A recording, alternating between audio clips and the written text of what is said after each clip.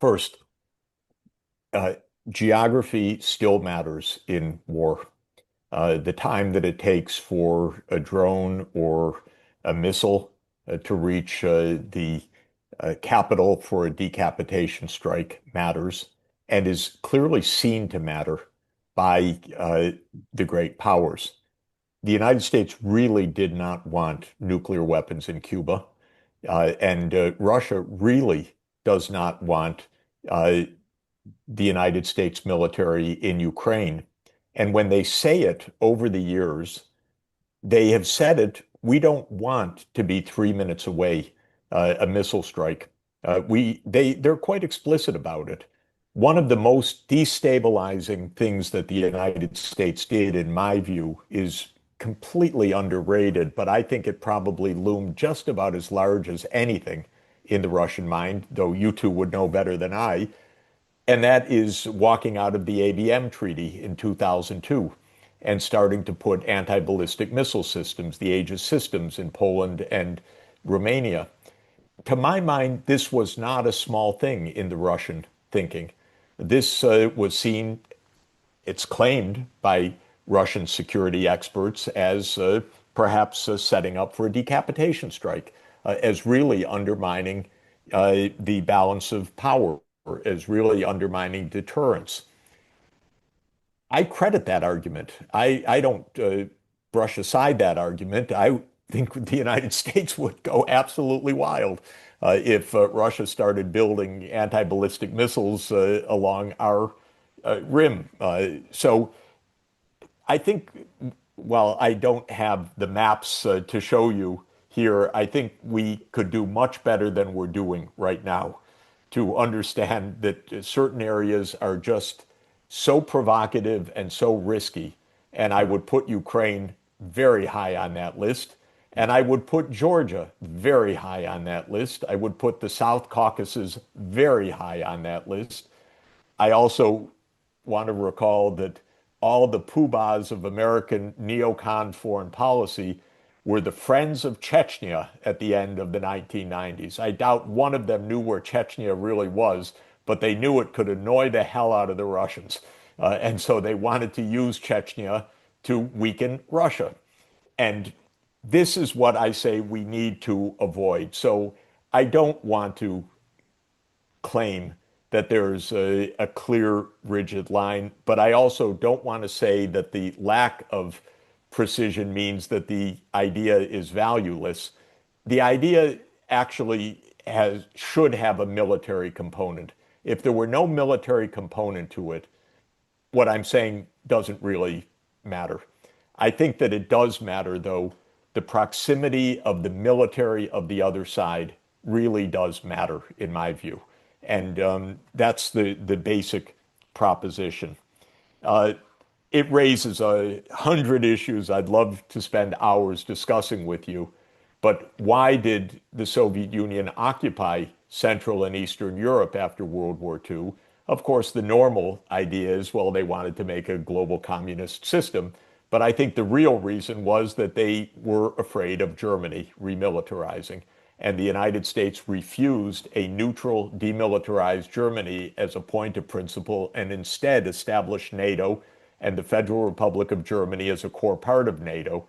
And at German insistence, but frankly, I wouldn't have gone with German insistence. I would have gone with the idea that Stalin had and that George Kennan had, that a neutral, demilitarized Germany would have been a great benefit for everybody. So, and that I think could have brought the Cold War to an end much sooner.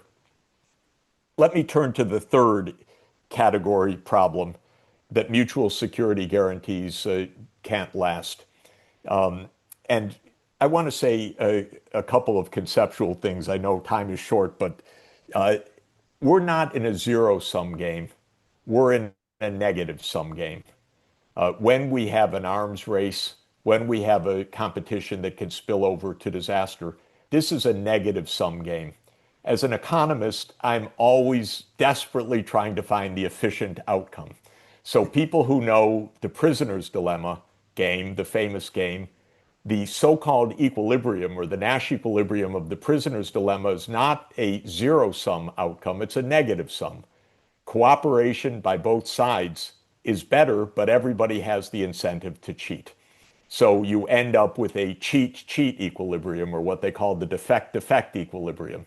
But that's not zero sum, that's negative sum. It offends an economist. We're all for efficiency. In other words, you could make both sides better off by reaching the mutual accommodation. And then the endless question is, well, how do you enforce that when there's an incentive to cheat? And what game theory teaches us is several different things. One is that if you're in repeated play, it's more complicated than just one-off cheating. And so there is an incentive to stick by a treaty. Not perfect, but it's not zero either. And so the future casts a shadow over the decisions of the present. The nuclear arms treaties actually have worked, except when the US unilaterally walked out on them. That proves both John's point and my point. John's point is, well, the US walked out on them. My point is that the Soviets and the Russians actually obeyed them. And this is very important. When President John F. Kennedy was trying to uh, convince the American people of the partial nuclear test ban treaty, he said, well, this is in Russia's Soviet incentive and our incentive to stick by it because it's mutually beneficial. It's a positive sum compared to a nuclear arms race. He convinced the Senate by an overwhelming majority, and the Soviets stuck by the partial nuclear test ban treaty. He also said something very important that he was not looking for, the miracle age when conflicts go away. I think that we're in a nonstop struggle with the reality that John portrays. In other words, of course there's cheating. Of course no treaty will last forever. But let's stay alive the next 20 years. Let's do the best we can. Let's sign treaties, try to abide by them, use the reputation effects. Game theory has established that there are many, many ways to have cooperation in an iterated prisoner's dilemma. It's reciprocity, it's indirect reciprocity, as they call it, that you lose your reputation to others. It's collective punishment, which brings a higher level of governance above your head than the UN Security Council putting on sanctions and so on. None of this works all that well, I admit. But it's better to stay alive and try these things and make them work as best we can than to just say that we're in a war of all against all almost as an inevitability, because I really don't believe that. And I think that the idea is let's do it now. Things will change. Someone will violate this. Let's go back to the logic of positive sum games or negative sum possibilities and redo it if we have to in the future. So I don't deny the difficulties, but I also think that both the formal game theory, if you could say, and historical experience shows there are periods of peace that are actually constructed. And they're constructed in part on treaties and mutual agreements, and they last for a long time. And then they don't last. And then you have a big risk of war. I'm very worried that the logic of that yes, it's going to happen, war is going to happen. I just hate the nuclear reality of it right now, which is that we're I do believe in this concept of the nuclear revolution, that something's really, truly, horrifically different now in our reality. We really have a nuclear sword of Damocles over our head, so we have to try even harder to get this right. Then the third point that John mentioned, which was number two in his counting, which is that we would have continued competition elsewhere. And I think a perfect case of that would be Chinese and US competition in Africa, for example. Everybody wants cobalt, everybody wants copper, everybody wants the resources, everybody wants the votes, perhaps in the UN, whatever. And so Africa is not in either America's or China's or Russia's or India's sphere of security. It's just far away. And so there will be competition there. Now, what would one say about that? I would say, yes, that's true.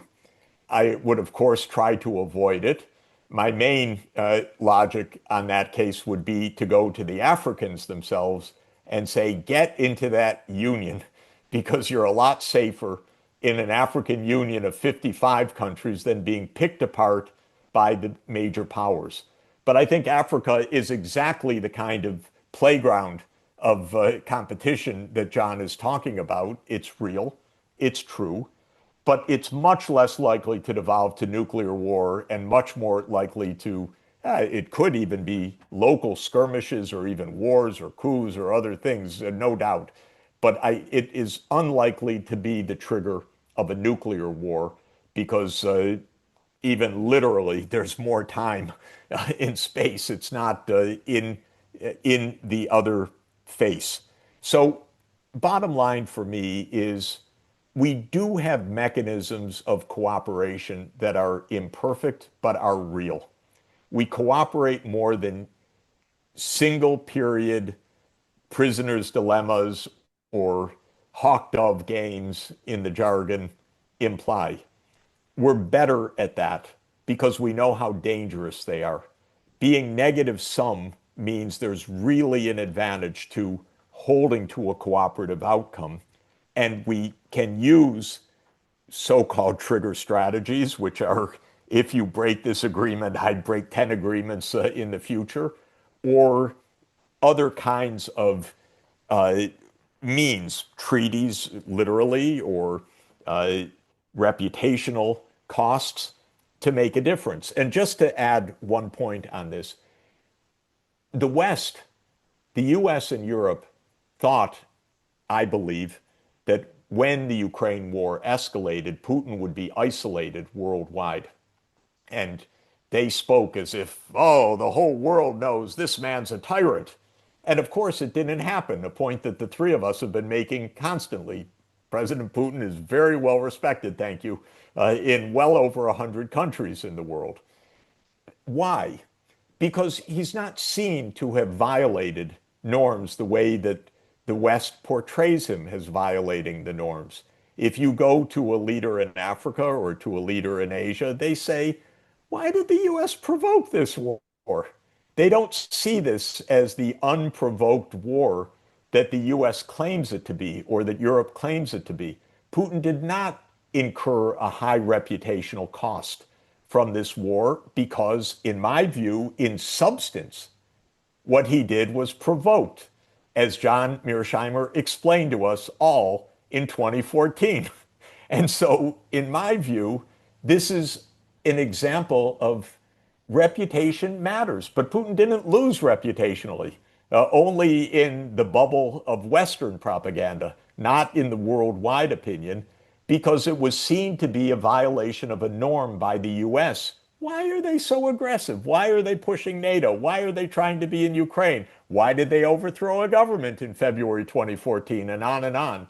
And in that sense, it seems to me this idea that reputation can help to secure agreements, not forever, but better than just outright we're locked in struggle viewpoint, is a real point and a constructive point, and we should use it constantly because we need to stumble forward generation to generation without blowing ourselves up. And I very much love President John F. Kennedy's peace speech of June 10, 1963. I wrote a book about it because I like it so much.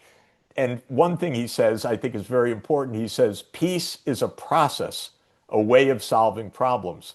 So it's not a grand solution. It's not the end of realism at all. But it is a process that we should use to our advantage, to our mutual advantage.